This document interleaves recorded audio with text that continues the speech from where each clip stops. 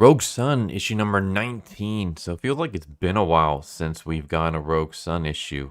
And yeah, not only did we get Rogue Sun, but we got a Rogue Sun gimmick issue. As you can tell by the cover, we see a mirror reflection of Dylan and Marcus. And that's basically what we get in this issue, where we have the same exact scenes and segments getting covered, except we're seeing it through the two different point of views. So all the panels and stuff like that are exactly the same. The only difference is half the issue we get Dylan's eternal dialogue, and then the other half we see that same scene but with Marcus's eternal dialogue. I will say that it is an interesting gimmick, and it does kind of save this issue from being a nothing burger, kind of. Like the issue itself is kind of bland, but the gimmick kind of elevates it just a little bit. So the basic story in this one is that Dylan and Marcus have decided to team up together. That Dylan is willing to have Marcus mentor him. So we start off with them flying in the air and they're discussing music. Basically, they're discussing a synthwave band. And so Marcus is like, oh, synth rock, like 80s music. If you like that kind of stuff, then you should check out Depeche Mode. He's like, I loved their music when I was your age. He's basically like trying to connect with Dylan a little bit. And Dylan's like, yeah, whatever, boomer. And they go to this shack where they're looking for this enemy called the Alienator. And we get this kind of cool moment where Marcus is basically like, I know who the Alienator is because he's part of my Rogues Gallery back when I was a Rogue Son. Here's his backstory. And he basically shares what his backstory is. And if you read the second half of the issue, where we see it through Marcus's point of view, you get to actually see the backstory. However, when you first read the issue, since you're reading it through Dylan's point of view, the backstory is actually hidden by eternal dialogue that Dylan is thinking. Because as Marcus is telling the story, Dylan's like, dude, how hard is it to find a mentor who can just chill out? I know I made mistakes, yada, yada, yada. Dylan is basically talking to himself and he's kind of ragging on Marcus. And this internal dialogue is hiding the backstory. So I was like, okay, that's kind of cool. Like, you have to read both sides to get the full story. But eventually they discover that the Alienator is on the highway. He's fighting a bunch of cops, and Dylan shows up and he fights it. And Dylan just like rushes in, tells like a lame joke, and punches the Alienator. And he's trying to kind of be like Spider-Man, where he's just doing all these little lame puns. And when we follow Dylan, we see his internal dialogue, and his internal dialogue is like talking about like how great these dog puns are and how they're going to write themselves. Because the Alienator is basically the Morningstar's hellhound. So Dylan is making a bunch of dog jokes. Meanwhile, with Marcus, Marcus is like, why did you do that? Why are you throwing out puns? Why did you announce yourself with a joke when you had the element of surprise? You need to focus more on this fight. Stop trying to come up with puns when you should be 100% in on this. Eventually, the fight leads to the Alienator explaining that he doesn't want to do this, that he doesn't want to be a villain, that he doesn't want to fight Dylan, that he's not trying to fight the cops. It's just the cops attacked him first, that he's basically under control of the Morningstar and he doesn't want to be in control anymore. But he also doesn't want to go back into the Jewel prison because there's a bunch of psychos there and he doesn't feel like he fits. And it's just, to him, that's like hell on earth. So he either wants to be free or he wants to die. And as we follow Dylan, Dylan's like, okay, maybe I can try to save this guy. Like, this guy is telling me that, like, he's giving me the sob story. I believe him. Is there a way I can save him and free him from the Morningstar? And he doesn't say this outright, but you can kind of get the hint that the reason he's really gung-ho about saving this guy is because his mom is also under the influence of Morningstar. Like, his mom went to Morningstar for powers so that she can kill Marcus. And so she's still technically under the influence. And so he's hoping, if I can save this guy from the influence, then that means I can save my mom. That's how I interpret Dylan's internal dialogue during all this. However, when you see Marcus's internal dialogue, like throughout this entire scene, Marcus is telling Dylan, like, don't listen to him. You got to kill him, or you got to put him back into the Jewel. Like, he even straight up gives a line where he says he made a deal with the devil, and the devil always collects. And so when you're reading Dylan's point of view, he sounds kind of like an ass. Marcus does. Whereas, like, this dude's basically begging for help, and Marcus is basically screaming, like, either kill him or lock him in prison. Don't listen to anything he has to say. And then we see Marcus's point of view in his dialogue. And his dialogue is basically saying, like, every villain has a sob story. Every villain will try to use that to get your guard down, and then he'll try to kill you. This is something that Marcus has had to deal with in the past, where villains will give this up story and they're not telling the truth. They're just trying to get your guard down.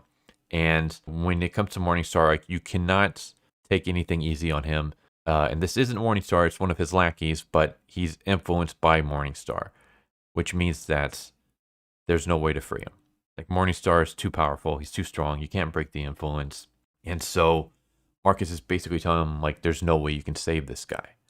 So don't try to save him, because when you're trying to save him, you're not putting your all into the fight. You're letting your guard down. You're letting too many opportunities for this guy to get one up on you. You just have to focus on beating him. Ignore anything he's trying to tell you. Again, he's coming at this from experience. So I like the fact that depending on who you're following, both characters seem kind of like Dylan either seems like he's dumb to try to listen to this guy, or Marcus seems like he's an a-hole for not listening to this guy.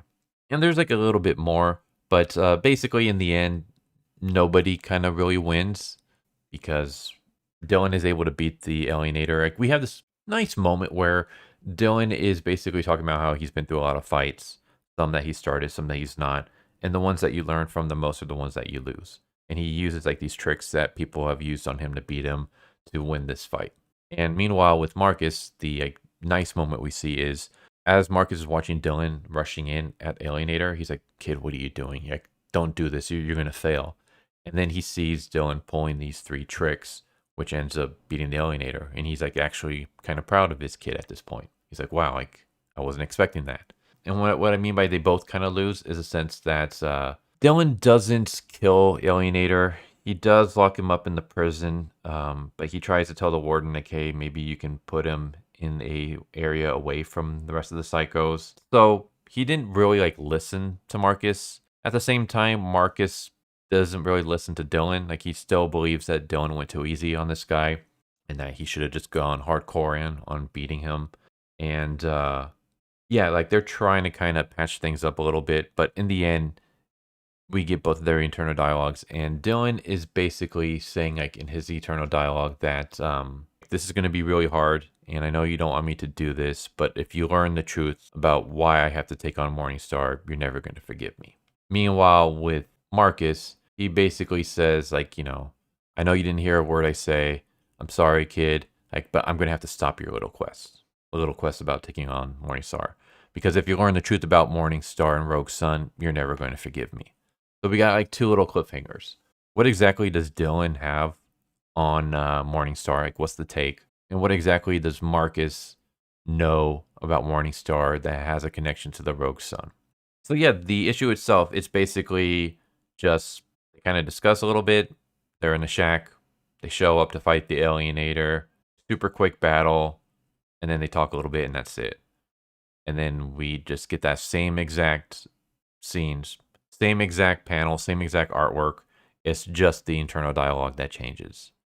So the story itself, it's kind of blandish, but the gimmick elevates it up a little bit, makes it a little bit more entertaining, because it's kind of nice to see how both of these characters, like, what their thought process is and how they both look at the like the Rogue Sun, where Marcus is more pragmatic in the sense that he's like, he knows that he's kind of riding Dylan a little bit hard, but he's like, you have to, because you have to take this seriously.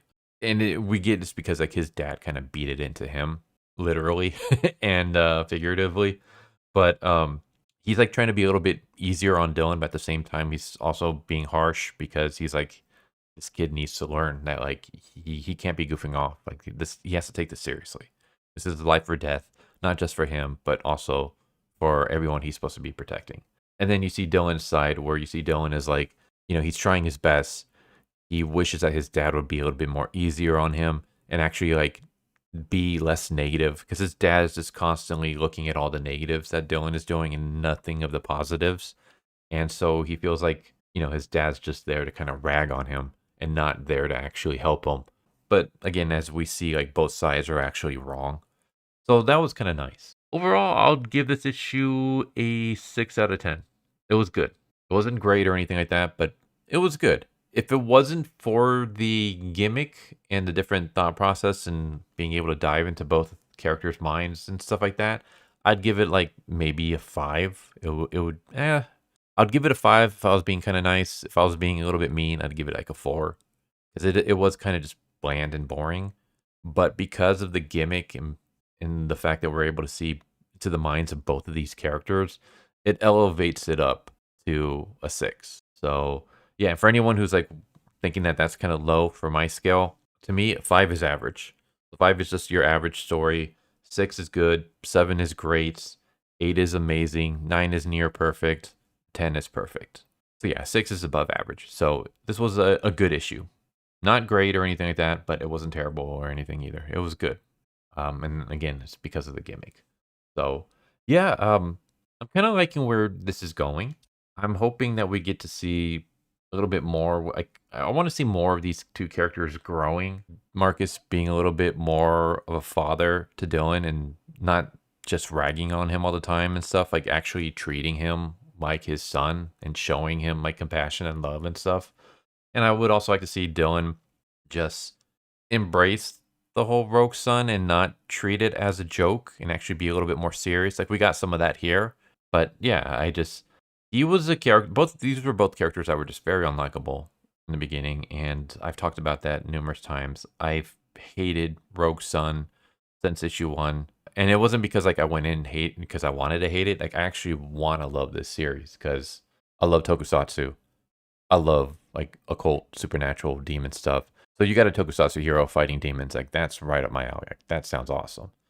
But there was nothing really here to grasp onto. Like I found every character here just completely unlikable, and the story itself just kind of bland. Like it wasn't improving. And outside of like one issue that I really enjoyed, which was also a gimmick issue, I just didn't really care for this series, and I was just reading it just to stay caught up on the Massiverse. However, the last few issues have been actually pretty good. I've actually like been entertained by them. I wouldn't say this was an amazing series or anything, but it's on the upswing.